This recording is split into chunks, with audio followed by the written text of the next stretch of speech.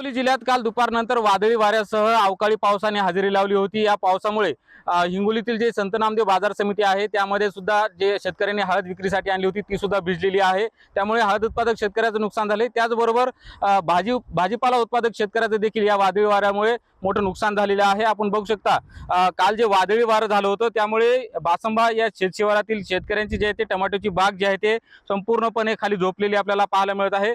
खरं तर 1 एकर शेतामध्ये या शेतकऱ्यानं टमाट्याची शेती केली होती। मात्र काल जे ते दुपारनंतर जे वादळी वारं झालं होतं अचानक आलेल्या पावसामुळे ही संपूर्ण बाग जी आहे ते आडवी झालेली आहे। त्यामुळे शेतकऱ्याचं मोठं नुकसान झालेलं आहे। आपण बघतोय की ही आडवी झालेली झाडं जी आहेत त्याची टमाटे जे आहेत ते शेतकरी काही प्रमाणात चांगली असलेली शेतकरी तोडताना आपल्याला पाहायला मिळत आहे।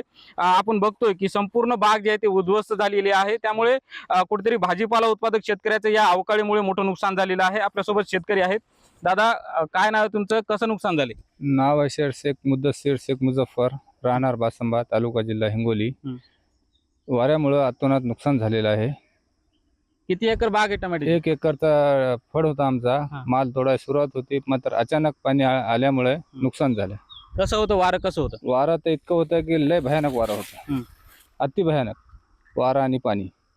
हो, पण आता ही टोमॅटोची बाग सगळी विक्रीला आली होती मात्र उद्ध्वस्त झाली, आता कसं धकणार? आता काय करावं साहेब, आता त्याला पर्याय नाही ना काही। पर्याय नसल्यामुळे त्याला इलाज नाही काही, अचानक झालं नाही। मग आता हे तुम्ही टोमॅटो तोडताय, आता हे राहिलेले कसं? आता नुकसान तर झालेलं आहे साहेब। आता जे आता नशिबात होतं ते तर झालं, मात्र आता जे थोडंफार राहिलं ते काढून कसं तरी विक्रीला नेणंच भाग आहे, खर्चा पाणी काढणंच भाग आहे। हो, निश्चित आपण बघतोय की या वादळी वाऱ्यामुळे शेतकऱ्याच्या हातातोंडाशी आलेला घास जे आहे ते निसर्गाने हिरावून घेतलेला आहे। खरं तर काल जे वादळी वारं झालं होतं त्यामुळे या शेतकऱ्याचं जे आहे ते 1 एकर शेतातील टोमॅटोची बाग जी आहे ते उद्ध्वस्त झालेली आहे। त्यामुळे शेतकऱ्यांचं या वादळी वाऱ्यामुळे मोठं नुकसान झालेलं आहे।